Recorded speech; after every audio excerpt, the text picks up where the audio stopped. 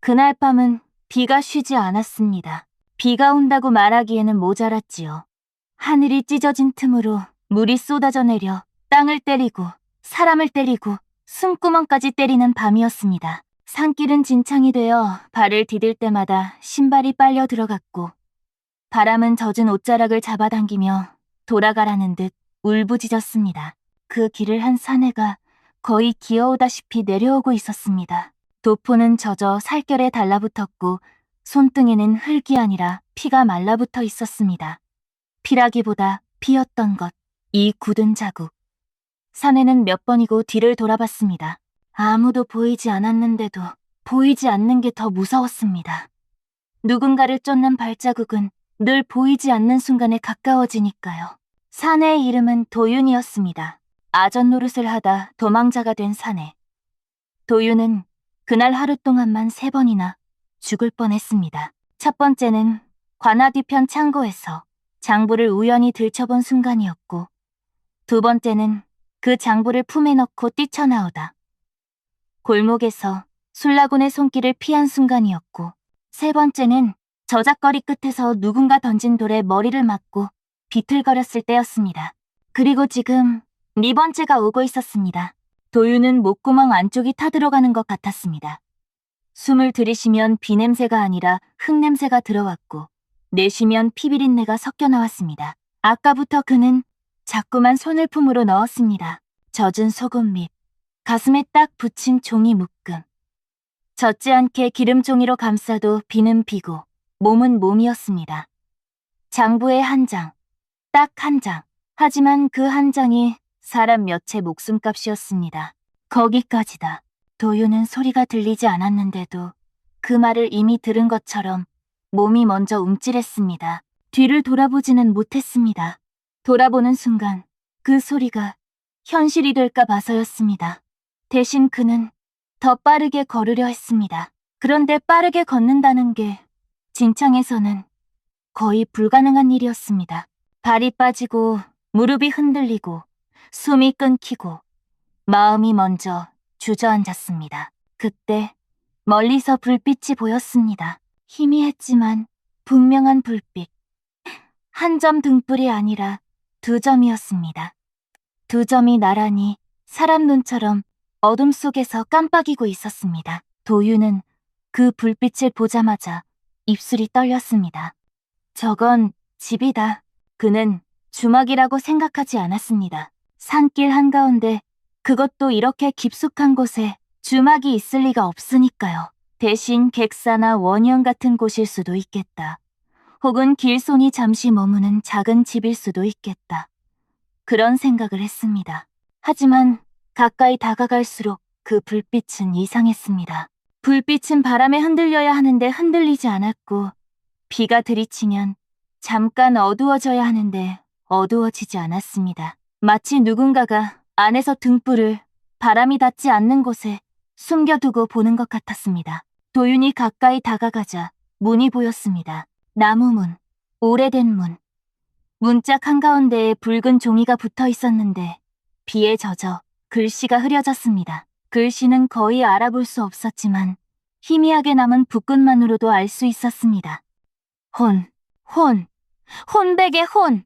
도윤은 그 글자 하나를 보는 순간 가슴이 서늘해졌습니다. 혼례의 혼일 수도 있지. 혼담, 혼임. 그는 스스로를 속이려 했습니다. 하지만 안쪽에서 풍겨나오는 냄새가 그 거짓말을 찢어 발겼습니다. 향냄새였습니다. 제사상에 올리는 향. 그 향냄새에 섞여 차디찬 냄새가 하나 더 있었습니다. 젖은 흙냄새도 아니고 사람 땀 냄새도 아니고 불 냄새도 아니었습니다. 죽은 냄새였습니다. 도윤은 문 앞에서 멈췄습니다. 이대로 돌아가면 빗속에서 죽습니다. 들어가면 다른 죽음이 기다릴지도 모릅니다. 그때 뒤쪽 빗속에서 말발굽 소리가 들렸습니다. 뻑뻑뻑뻑 진창을 밟는 말발굽. 그리고 사람들의 목소리. 불빛이다. 저기, 저 집이다. 도윤의 눈이 번쩍 뜨였습니다. 관아에서 나온 자들. 누군가가 이미 자신을 쫓아오고 있었습니다. 이 정도면 우연히가 아니었습니다. 누군가가 도윤의 동선을 알고 길목을 찍어 쫓고 있었습니다. 도윤은 더 생각할 틈이 없었습니다. 그는 문을 두드렸습니다. 탕! 탕! 탕! 문은 쉽게 열리지 않았습니다. 도윤은 더 세게 두드렸습니다. 탕! 탕! 탕! 그때 문 안쪽에서 아주 작은 소리가 났습니다. 걸쇠가 움직이는 소리. 문이 아주 조금 열렸습니다. 손가락 하나 들어갈 만큼. 도윤은 그 틈으로 얼굴을 들이밀었습니다. 사람이요. 비를 피할 곳이 필요하오. 하룻밤만. 문틈 안쪽으로 등불빛이 일렁였습니다. 그리고 그 빛 속에서 사람 그림자가 서서히 다가왔습니다. 문이 더 열렸습니다. 서 있는 건 여인이었습니다. 새까만 옷, 상복처럼 보이는 옷, 머리는 단정히 묶였고 얼굴은 창백했습니다.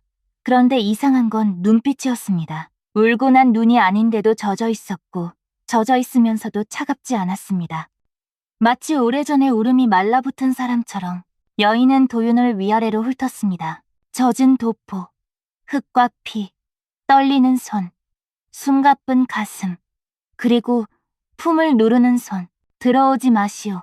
여인은 그렇게 말했습니다. 도윤은 웃음이 나올 뻔했습니다. 들어오지 마시오라니. 이 폭우 속에서 저 말은 사실상 죽어라였습니다. 부탁이요. 뒤에서 사람들이 옵니다. 포졸. 아니, 포졸보다 더한 자들입니다. 여인은 잠깐 눈을 가늘게 떴습니다. 당신 무엇을 숨겼소? 도윤은 대답하지 못했습니다. 대답하는 순간 그것이 현실이 될 것 같아서였습니다. 대신 그는 거짓말을 꺼냈습니다. 아무것도 아닙니다. 그냥 그때 여인이 도윤의 손을 봤습니다. 손등에 굳은 피, 그리고 손끝에 잔떨림. 그건 아무것도 아닌 손이 아니오. 여인의 목소리는 낮았지만 단단했습니다. 도윤은 숨을 삼켰습니다. 문 뒤에서 말발굽이 더 가까워졌습니다. 문 열어라! 바깥에서 외침이 들렸습니다. 거기 불빛 있는 집! 문 열어라! 도윤은 돌아볼 수 없었습니다. 돌아보면 그들의 얼굴을 보게 됩니다. 얼굴을 보면 눈이 마주칩니다. 눈이 마주치면 끝입니다.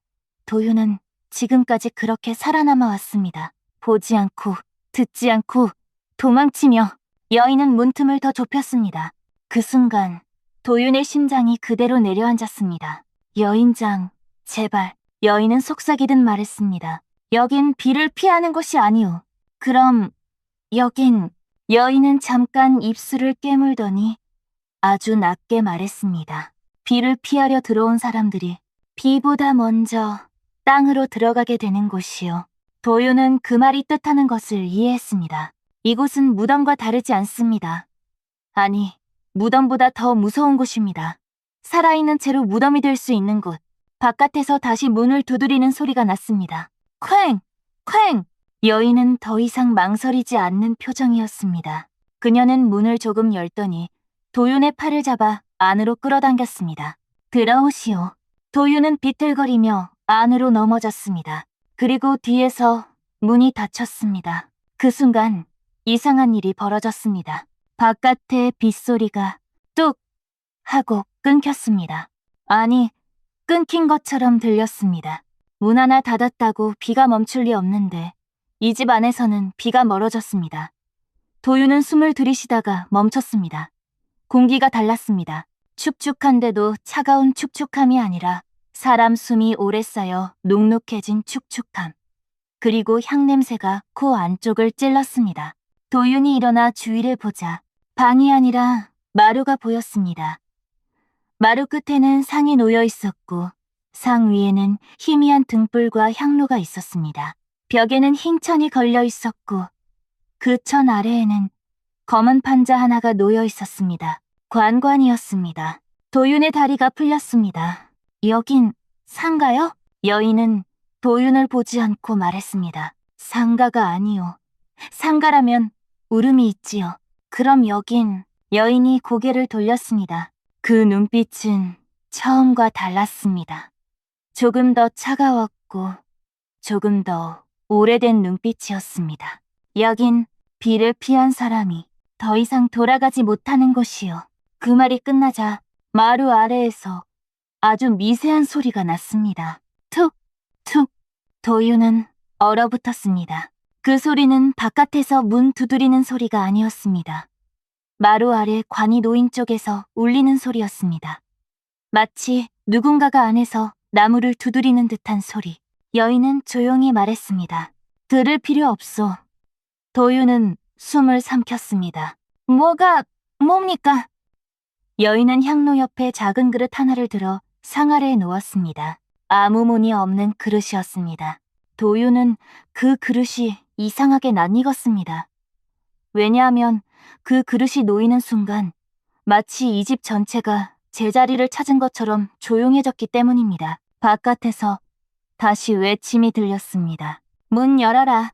안 열면 불 지른다. 여인은 도윤을 돌아보며 말했습니다. 이제 선택하시오. 무슨 선택?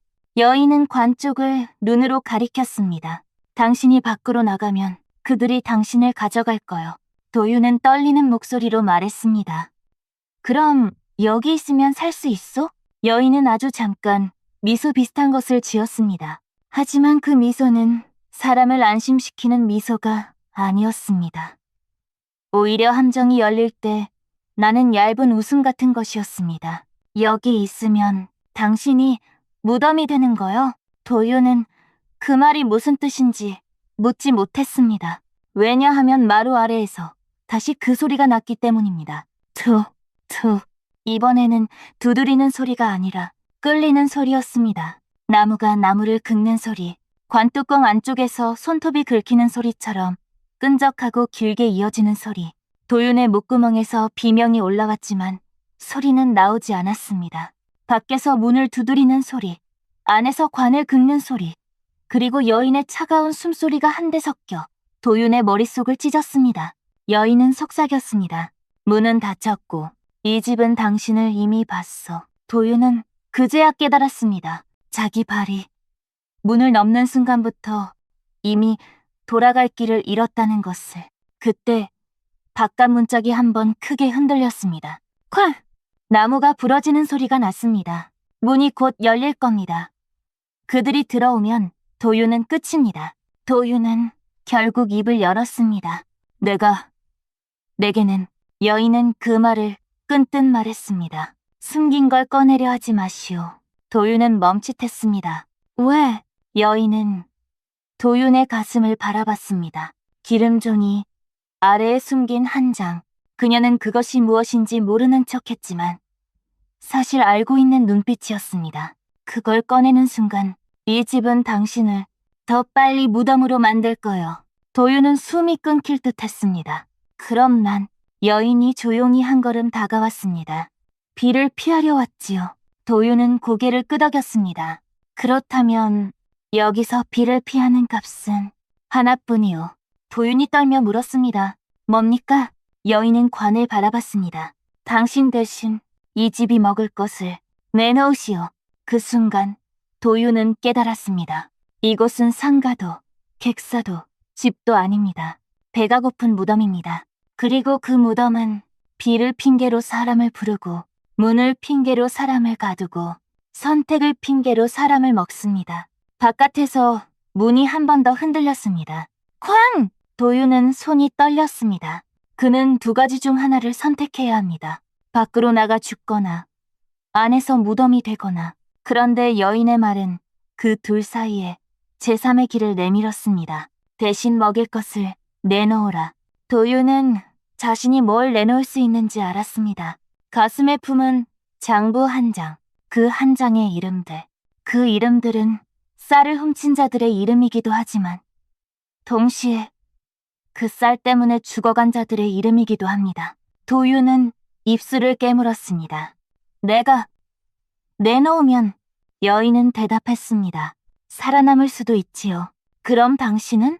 여인은 아주 낮게 말했습니다. 나는 이미 여기 사람이요. 그 말이 끝나자 관 쪽에서 아주 낮은 웃음같 문이 닫히자 세상에서 비가 사라졌다. 분명 조금 전까지만 해도 귀가 먹먹해질 만큼 쏟아지던 폭우였다. 그런데 문이 닫히는 순간 그 모든 소리가 마치 누군가의 손에 의해 단번에 꺼진 듯 완전히 사라졌다. 도윤은 잠시 그 자리에 서서 숨도 쉬지 못한 채 귀를 기울였다.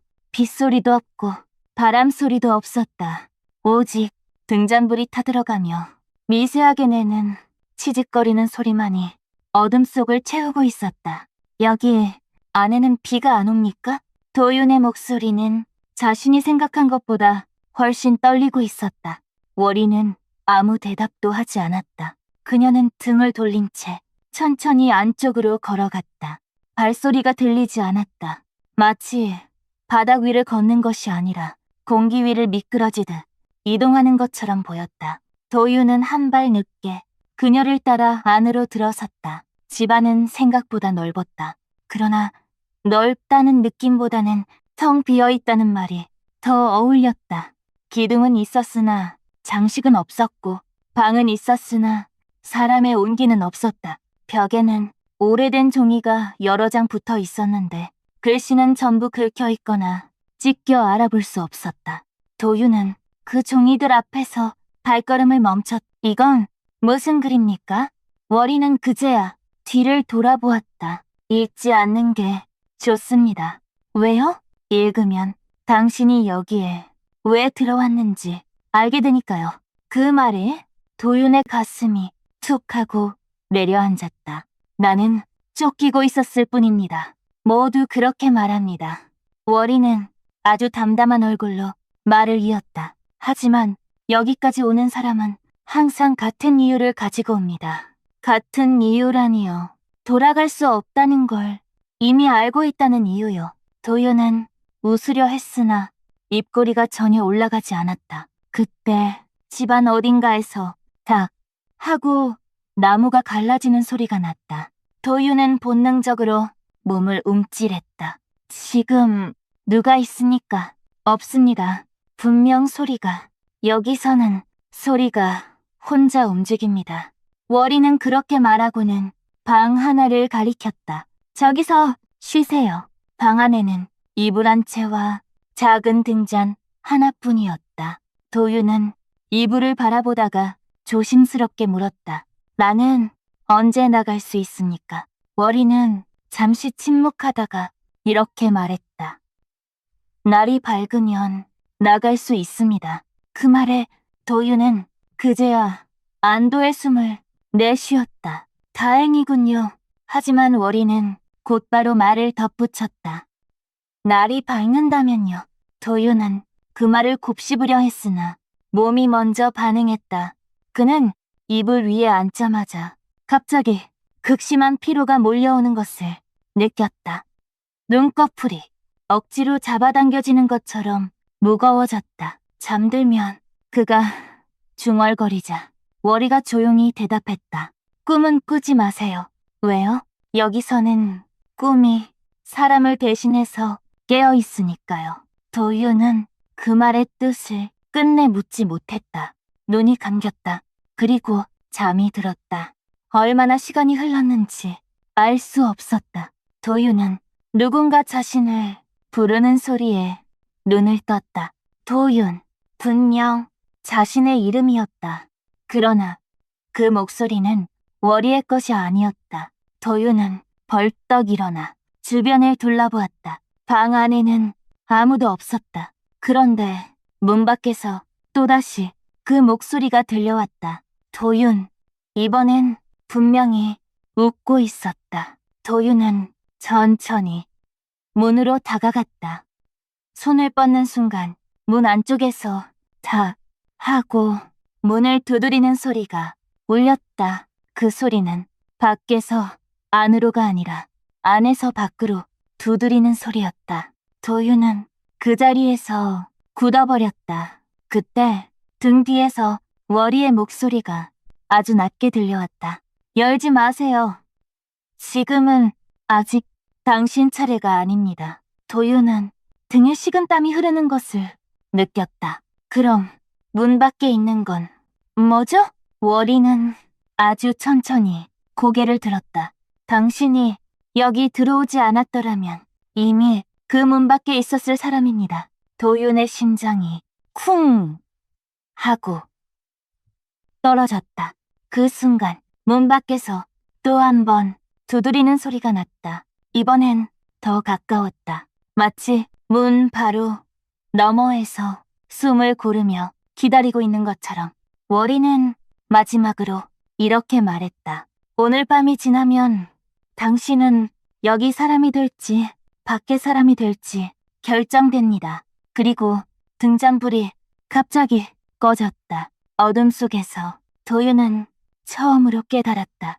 자신이 피해자인지 대신 온 것인지조차 아직 정해지지 않았다는 것을. 도윤은 깊이 잠든 줄 알았다. 하지만 눈을 감았을 뿐 의식은 바닥으로 가라앉지 않았다. 몸이 이불에 눌려있는 감각은 분명했으나 숨은 점점 얕아졌고 귀는 오히려 더 또렷해졌다. 먼저 들린 것은 물소리였다. 비가 지붕을 두드리던 소리가 아니라 어디선가 물이 떨어지는 소리였다. 툭, 툭, 툭. 규칙적인 그 소리는 마치 시간을 세는 것처럼 들렸다. 도윤은 눈을 뜨려 했다. 하지만 눈꺼풀이 붙은 듯 움직이지 않았다. 잠들면 안 되는데 그 순간 누군가 그의 바로 곁에서 말했다. 이미 늦었습니다. 그 목소리는 분명히 월이의 것이 아니었다. 도윤은 숨을 들이켰다. 그러나 공기가 폐까지 닿지 않는 느낌이 들었다. 그의 시야가 천천히 열렸다. 그는 서 있었다. 방도 아니고 주막도 아니고 산길도 아니었다. 끝이 보이지 않는 어둠 속에 흙바닥만 이어진 곳. 발밑에는 젖은 흙이 아니라 말라붙은 피 같은 세계 땅이 펼쳐져 있었다. 여긴. 도윤이 입을 열자 자신의 목소리가 한 박자 늦게 따라왔다. 메아리처럼. 그때 앞에서 무언가가 서서히 일어났다. 사람의 형체였다. 하지만 얼굴이 없었다. 눈도 입도 코도 없는 그저 사람의 윤곽뿐인 그림자. 그 형체는 도윤을 똑바로 향해 서 있었다. 그리고 말했다. 기억하느냐? 도윤은 고개를 저었다. 모릅니다. 그러자 형체의 몸에서 무언가가 흘러내렸다. 피였다.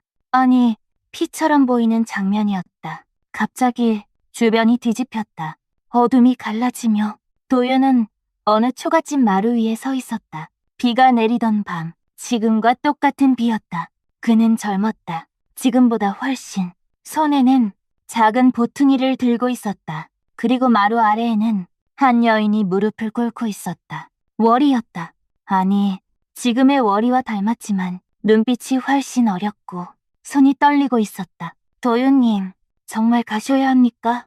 젊은 도윤은 그녀를 보지 않았다. 시선은 어둠 너머를 향해 있었다. 날 붙잡으면 당신도 같이 죽을 수 있어. 그래도 여인은 말을 잇지 못했다. 젊은 도윤은 한숨을 내쉬었다. 여긴 오래 머물 곳이 아니야. 그리고 보퉁이를 쥔 손을 조금 더 세게 쥐었다. 그 보퉁이 안에는 돈이 있었다. 도윤은 그 돈을 마루 위에 내려놓았다. 이 정도면 당분간은 버틸 수 있을 거야. 여인의 손이 돈 위로 올라왔다. 그러나 떼지 못했다. 같이 가면 안 됩니까? 그 말에 젊은 도윤은 처음으로 그녀를 내려다봤다. 그 눈빛에는 연민도 미련도 없었다. 단 하나, 귀찮음. 이제 그만해. 그 말이 떨어지자 여인의 얼굴이 굳었다. 그리고 도윤은 뒤돌아섰다. 빗속으로. 그가 한 걸음, 두 걸음 멀어질수록 여인의 울음소리는 점점 작아졌다. 그리고 어느 순간 뚝 끊겼다. 장면이 산산이 부서졌다. 도윤은 다시 어둠 속에 서 있었다. 아까의 형체가 바로 앞에 있었다. 기억났느냐? 도윤의 입술이 떨렸다. 죽였습니까? 형체는 고개를 저었다. 죽인 것은 아니다. 그러고는 잠시 말을 멈췄다. 버렸다. 그 순간 주변에서 발소리가 들리기 시작했다. 하나가 아니었다. 둘, 셋, 넷. 사방에서 형체들이 나타났다. 모두 얼굴이 없었다. 그러나 입은 있었다. 그리고 동시에 말했다. 버린 자는 언젠가 같은 방식으로 버려진다. 도윤은 뒤로 물러섰다. 그땐 어쩔 수 없었습니다. 형체 하나가 다가왔다. 어쩔 수 없다는 말은 살아남은 자만이 한다. 또 다른 형체가 말했다. 남겨진 자는 선택할 기회조차 없었다. 도윤의 귀에서 피가 흐르는 느낌이 들었다. 아니, 실제로 흘렀다. 땅 위로 뚝 떨어졌다. 그 피 위에 글자가 떠올랐다. 도윤, 그리고 그 아래 미결. 그때였다. 어둠이 갑자기 갈라지며 빛이 스며들었다. 등잔불이었다. 월이가 그 불빛 속에서 걸어 나왔다. 처음으로 그녀의 얼굴에 분노가 아닌 슬픔이 있었다. 그만하세요. 형체들이 움찔했다. 월이는 도윤을 보며 말했다. 여기는 벌을 주는 곳이 아닙니다. 선택하게 하는 곳이죠. 형체들이 천천히 물러났다. 그러나 완전히 사라지진 않았다. 월이는 도윤에게 다가와 낮게 말했다. 여기서 나간 사람은 둘로 나뉩니다. 기억을 안고 나간 자와 기억을 남기고 나간 자. 도윤은 숨을 몰아쉬며 물었다. 나는 어느 쪽입니까? 월이는 대답하지 않았다. 대신 그의 손을 잡고 땅을 가리켰다. 거기에는 두 개의 길이 나타나 있었다. 하나는 안개로 가려진 길, 다른 하나는 피가 스며든 길. 날이 밝기 전까지 하나를 선택하세요. 선택하지 않으면 월이는 말을 멈췄다. 그리고 아주 작게 말했다. 당신도 여기에 남습니다. 그 순간 닭 우는 소리가 멀리서 들려왔다. 그러나 아직 동은 트지 않았다. 도윤은 두 길 앞에 서서 처음으로 도망치지 못했다. 그리고 그의 발밑에서 땅이 갈라지는 소리는 귀로 들리는 소리가 아니었다. 가슴 안쪽에서 천천히 금이 가는 느낌이었다. 도윤은 발을 때려 했지만 발바닥이 바닥에 붙은 듯 움직이지 않았다. 두 갈래의 길은 처음엔 희미했으나 점점 또렷해졌다. 안개로 덮인 길에서는 사람의 숨소리가 들렸다. 살아있는 자들의 숨. 반대로 피가 스민 길에서는 아무 소리도 들리지 않았다. 고요했다. 너무 고요해서 오히려 귀가 아플 정도였다. 왜 말이 없습니까? 도윤이 월이를 향해 물었다. 월이는 잠시 등잔불을 내려다보았다. 불꽃이 흔들렸다. 말을 하면 당신이 선택하지 않게 되니까요. 그 말에 도윤은 웃음도 아닌 숨을 내뱉었다. 이미 늦은 것 아닙니까? 아니요. 월이는 고개를 저었다. 늦었을 뿐. 끝난 건 아닙니다. 그 순간 안개 속에서 누군가의 이름을 부르는 소리가 들렸다. 도윤. 목소리는 하나가 아니었다. 여럿이었다. 겹쳐 있었고 모두 다른 높낮이였다. 도윤의 머리가 지끈거렸다. 당신이 버리고 간 사람들입니다. 월이가 말했다. 살았든 죽었든 당신 때문에 여기에 닿은 사람들. 도윤은 고개를 세차게 저었다. 나는 아무도 죽이지 않았습니다. 그러자 안개가 한 겹 벗겨졌다. 그 안에 사람들이 서 있었다. 사내, 노인, 아이, 그리고 여자. 그 여자만은 고개를 들고 도윤을 똑바로 보고 있었다. 월이와 닮아 있었다. 하지만 눈빛이 달랐다. 그 눈에는 기대가 남아 있었다. 기다렸습니다. 여자가 말했다. 그날 이후로 계속 도윤의 입에서 숨이 새어나왔다. 기다리라고 한 적 없습니다. 여자의 얼굴이 미세하게 일그러졌다. 그러니까요. 말도 없이 사라졌죠. 주변의 사람들 모두가 고개를 끄덕였다. 도윤은 그제야 알았다. 자신이 도망친 것은 사람이 아니라 결말이었다는 것을. 나는 살기 위해. 말이 끝나기도 전에 피 묻은 길에서 소리가 났다. 질질 끄는 소리. 뭔가가 바닥을 끌며 다가오고 있었다. 월이가 재빨리 말했다. 보지 마세요. 그러나 도윤은 이미 고개를 돌리고 있었다. 그곳에는 자신이 있었다. 지금보다 늙고 지금보다 초라한 도윤. 발목이 묶인 채 끌려오고 있었다. 저건 선택하지 않은 당신입니다. 월이의 목소리가 처음으로 떨렸다. 아무것도 선택하지 않고 도망치기만 한 끝. 그 늙은 도윤은 입을 열었다. 도망쳐도 결국 여기더라. 그 말과 함께 그의 몸이 피의 길 속으로 가라앉았다. 발부터 무릎, 허리, 가슴. 마지막으로 입이 잠길 때 그는 분명히 말했다. 그날 문을 열지 말았어야 했어. 그 순간 다구는 소리가 이번엔 분명히 들렸다. 그러나 아직도 동은 트지 않았다. 월이는 도윤을 바라보며 말했다. 이제 선택하세요. 해가 뜨기 전에. 도윤은 두 길 사이에서 처음으로 무릎을 꿇었다. 비는 여전히 내리고 있었다. 하지만 그가 느끼는 차가움은 비 때문이 아니었다. 그는 알고 있었다. 어느 길을 가든 잃는 것은 같다는 것을.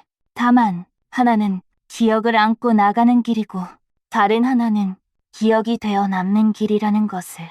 도윤은 천천히 고개를 들었다. 그리고 피가 스민 길을 향해 손을 뻗었다. 갈라지기 시작했다. 닭이 울었다. 한 번이 아니었다. 짧게 끊기듯 울고 잠시 개섰다가 다시 울었다. 도윤은 그 소리를 세었다. 첫 번째 울음과 두 번째 울음 사이가 얼마나 되는지 의식적으로 계산했다.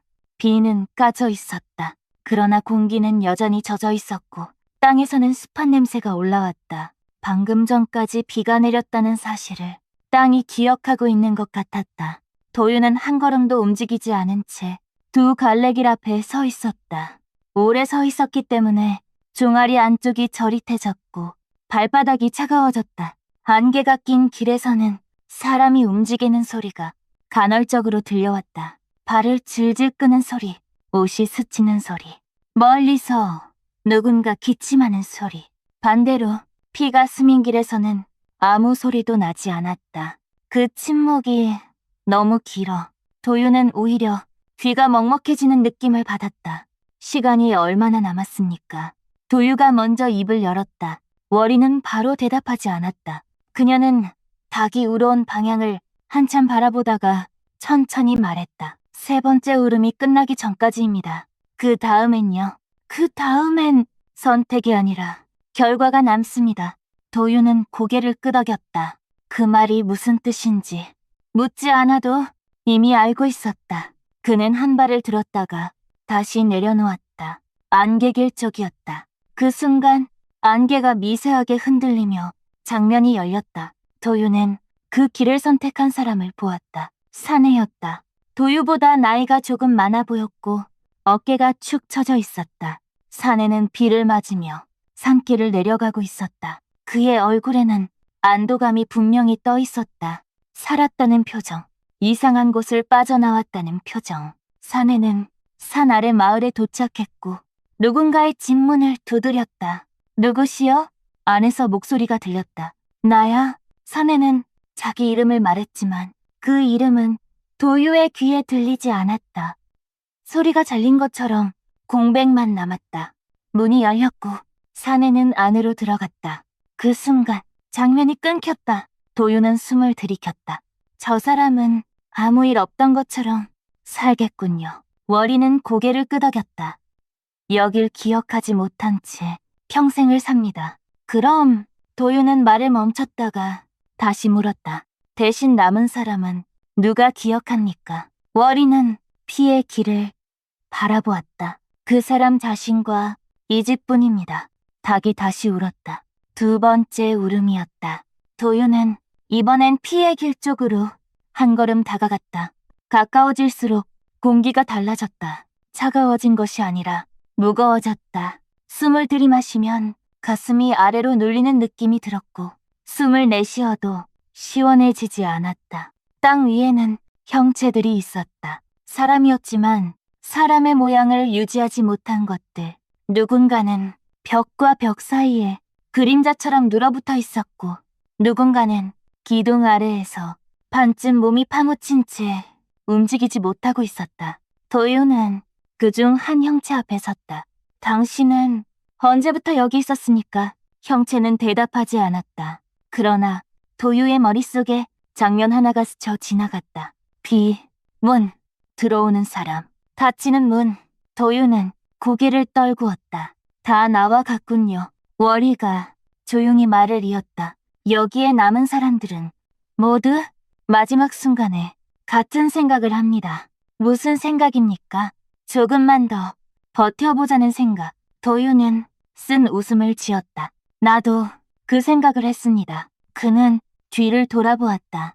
안개길 쪽에서 여인이 서 있었다. 그날 밤 마루 아래에 남겨졌던 여자였다. 그녀는 도유를 바라보고 있었지만 아무 말도 하지 않았다. 도유가 먼저 말했다. 이제 나갈 수 있습니다. 여인은 잠시 아무 말이 없었다. 그 침묵은 길었다. 왜요? 마침내 여인이 물었다. 왜 지금에서야 이런 말을 합니까? 도유는 바로 대답하지 못했다. 그는 바닥을 보았다. 피가 스민 땅, 수없이 밟힌 흔적. 그땐 돌아보면 못 떠날 것 같았기 때문입니다. 여인은 아주 천천히 고개를 끄덕였다. 지금은요. 지금은 돌아보지 않아도 떠나지 않기 때문입니다. 닭이 세 번째 울었다. 이번 울음은 길었다. 워리가 말했다. 이제 결정해야 합니다. 도유는 숨을 크게 들이마셨다. 그리고 피의 길 위로 발을 올렸다. 그 순간 발목이 잡혔다. 손이 아니었다. 끈도 아니었다. 시간이었다. 발이 땅에 닿는 순간 도유는 움직일 수 없게 되었다. 워리가 말했다. 지금부터는 되돌릴 수 없습니다. 도유는 아무 말도 하지 않았다. 땅이 천천히 올라왔다. 발목을 덮고 종아리를 지나 무릎까지 올라왔다. 차갑지 않았다. 뜨겁지도 않았다. 기억이 스며드는 느낌이었다. 도유의 숨이 점점 짧아졌다. 이름을 말하십시오. 워리의 목소리가 멀리서 들렸다. 당신의 이름을. 도유는 입을 열었다. 도유. 그 이름이 공기 속에서 천천히 가라앉았다. 그 순간 집이 낮게 울렸다. 여인은 안개길을 향해 돌아섰다. 고맙습니다. 그 말이 마지막이었다. 여인이 안개 속으로 사라지자 햇빛이 번졌다. 산길, 아침, 새소리. 그러나 도유는 보지 못했다. 그의 허리까지 땅이 올라와 있었고 숨을 들이마실 때마다 가슴이 조여왔다. 두려우십니까? 워리가 물었다. 도유는 고개를 저었다. 아니요. 그럼 후회하십니까? 이번엔 잠시 생각했다. 예. 워리는 아무 말도 하지 않았다. 땅이 가슴까지 올라왔다. 숨이 끊어질 것 같았지만 이상하게도 의식은 또렷했다. 도유는 마지막으로 생각했다. 도망치지 않았다는 사실만은 남기자. 그리고 땅이 턱까지 올라왔다. 닭이 다시 울었다. 이번 울음은 이제 아무도 세지 않았다. 닭은 세 번째로 울지 않았다. 두 번 울고 그 뒤로는 아무 소리도 나지 않았다. 도유는 그 사실이 이상하다는 걸 한참이 지나서야 깨달았다. 닭은 보통 세 번 운다. 그는 어릴 적부터 그렇게 알고 있었다. 첫 울음은 밤의 끝, 두 번째 울음은 새벽의 시작, 그리고 세 번째 울음은 사람들이 문을 여는 시간. 하지만 이번에는 그 마지막이 오지 않았다. 도유는 여전히 두 갈래길 앞에 서 있었다. 안개는 조금씩 걷히고 있었지만 길은 여전히 둘로 갈라져 있었다. 그는 비로소 자기 몸을 내려다보았다. 손은 떨고 있지 않았다. 숨도 고르지 않았다. 그런데도 이상하게 자기 몸이 자기 것이 아닌 것처럼 느껴졌다. 마치 이미 어딘가에 한번 다녀온 사람처럼. 도유는 천천히 고개를 들었다. 안개 낀 길 끝에서 사람 하나가 서 있었다. 키는 그와 비슷했고 어깨의 높이도 닮아 있었다. 그 사람은 움직이지 않았다. 도유도 움직이지 않았다. 서로를 향해 아무 말도 하지 않은 채 한참을 서 있었다. 그때 그 사람이 입을 열었다. 그만 가시지요. 도유는 그 목소리를 알고 있었다. 어제도 오늘도, 아니 아주 오래전부터 자기 안에서 들어오던 목소리였다. 여기는 더 머물 곳이 아닙니다. 도유는 입을 열려 했지만 말이 나오지 않았다. 그 사람은 조금 고개를 기울였다. 이미 밤은 끝났고 새벽도 지나가고 있습니다. 도유는 그제야 깨달았다. 자신이 아직도 나갈 수 있느냐고 묻고 있었다는 걸. 그는 월이의 말을 떠올렸다. 날이 밝으면 나갈 수 있습니다. 그리고 그 다음 말, 날이 밝는다면요. 도유는 고개를 돌려 뒤를 보았다. 그곳에는 아무것도 없었다. 주막도 등잔도 월희도 마치 처음부터 없었던 것처럼. 그는 갑자기 이상한 확신이 들었다. 어젯밤 그 주막에 들어간 사람은 지금 여기 서 있는 자기가 아니라는 것. 도유는 천천히 손을 들어 자기 가슴을 짚었다. 심장은 뛰고 있었다. 그런데 박동이 어딘가 늦었다. 마치 조금 전에 다시 시작된 것처럼. 그 사람은 도유에게 한 걸음 다가왔다. 비가 그쳤습니다. 그 말에 도유는 비로소 하늘을 올려다보았다. 구름은 갈라져 있었고 아침 햇살이 아주 희미하게 땅 위로 내려오고 있었다. 그러나 그 빛은 두 갈래 길 중 한쪽만 비추고 있었다. 피가 스며든 길이었다. 도유는 그 길을 오래 바라보았다. 그 길 위에는 아무것도 없었지만 그는 확실히 느낄 수 있었다. 그 길을 이미 한번 걸어본 적이 있다는 걸. 그 사람은 아무 말도 하지 않았다. 재촉하지도 설명하지도 않았다. 그저 기다리고 있었다. 도유는 결국 발을 내디뎠다.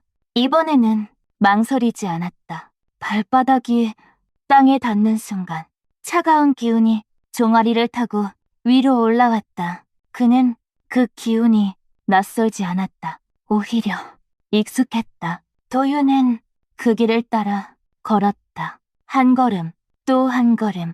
뒤에서 누군가 따라오는 기척은 없었다. 그런데도 혼자가 아니라는 느낌은 사라지지 않았다. 길은 점점 낮아졌고 주변의 풍경은 조용히 변해갔다. 초가집들이 보이기 시작했고 아침 연기가 소뚜껑 사이로 피어오르고 있었다. 사람들이 있었다. 살아있는 사람들. 그 순간 도유는 비로소 숨을 크게 들이마셨다. 가슴이 아프게 아팠다. 그는 자기도 모르게 뒤를 돌아보았다. 두 갈래길은 보이지 않았다. 안개도 사라져 있었다. 그 자리는 그저 평범한 흙길 뿐이었다. 도유는 그 길가에 잠시 서 있었다. 그리고 조용히 말했다. 다녀왔습니다. 누군가에게 하는 말은 아니었다. 그저 그 말이 입 밖으로 나왔을 뿐이었다. 그날 이후 도유는 다시 그 주막을 보지 못했다. 사람들에게 물어보아도 그런 주막은 없다고 했다. 그 자리에 집이 있었던 적도 없다고 했다. 비 오는 밤에 불을 밝히는 집이 있었느냐고 묻자 사람들은 이상한 눈으로 그를 바라보았다. 도유는 더 묻지 않았다. 다만 비 오는 날이면 닭울음이 두 번만 들릴 때면 그는 잠시 발걸음을 멈추었다. 그리고 마음속으로 이렇게 생각했다. 아직 날이 완전히 밝지는 않았구나. 그 생각이 들 때마다 도유는 자기도 모르게 속도를 늦췄다. 그리고 절대 비 오는 밤에 불 켜진 집으로 들어가지 않았다. 사람들은 그가 조심성이 많아졌다고 말했다.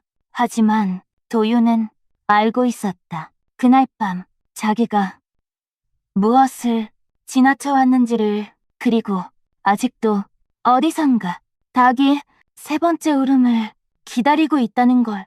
비는 멈추지 않았다. 다만 더 이상 나를 재촉하지 않았다. 산길을 내려오는 동안 나는 몇 번이나 뒤를 돌아봤지만 어둠은 아무 대답도 하지 않았다. 숨을 몰아쉬며 달아났던 밤이 끝났다는 사실이 오히려 낯설게 느껴졌다. 마을 어귀에 들어섰을 때 사람들의 시선이 동시에 나를 향했다. 누군가는 걸음을 멈췄고 누군가는 고개를 숙였다. 반가움도 안도도 아니었다. 마치 이미 끝난 일을 확인하듯 조용한 눈빛들이었다. 거기 무사하십니까? 그 말 뒤에 내 이름은 따라오지 않았다. 나는 고개를 끄덕였고 그들은 더 묻지 않았다. 길을 내주듯 비켜섰고 누군가는 나를 지나치며 작게 절을 했다. 집에 들어와 문을 닫았을 때 비로소 긴장이 풀렸다. 살았다는 생각이 그제야 몸속으로 내려앉았다. 하지만 옷자락을 털어보니 흙도 피도 없었다. 밤새 비를 맞았어야 할 몸이 지나치게 말끔했다. 잠을 청했지만 눈을 감을수록 언덕이 떠올랐다. 비를 피했던 자리, 풀 하나 눌리지 않았던 둔덕, 그곳에 몸을 붙이던 순간 이상할 만큼 마음이 놓였던 이유가 이제야 생각났다. 새벽이 가까워질 즈음 문 밖에서 발소리가 들렸다. 서두르지 않는 걸음, 망설임 없는 걸음이었다. 문 앞에서 멈춘 그것은 한동안 움직이지 않았다. 나는 문을 열지 않았다. 그럴 필요가 없다는 걸 이미 알고 있었기 때문이다. 그것은 나를 데리러 온 것이 아니라 자리가 비어 있는지 확인하러 온 것이었다. 잠시 후 발소리는 멀어졌다. 그때 깨달았다. 내가 무덤을 선택한 것이 아니라 무덤이 나를 비켜줬다는 것을. 나는 살기 위해 그 자리를 택한 줄 알았다. 하지만 하기가는 달랐다. 아직 내 차례가 아니었을 뿐이었다. 날이 밝자 비는 약해졌다. 사람들은 다시 평소처럼 움직였지만 나를 부를 때면 항상 한 박자 늦었다. 이름을 부르기 전 잠깐의 망설임이 있었다. 그날 이후 비 오는 밤이면 나는 산을 올려다본다. 언덕은 여전히 그 자리에 있고 무덤은 여전히 비를 맞고 있다. 비어있는 자리. 하지만 언젠가는 다시 채워질 자리. 그때가 오면 나는 도망치지 않을 것이다. 이미 한 번 살아있는 척하며 지나쳤으니까.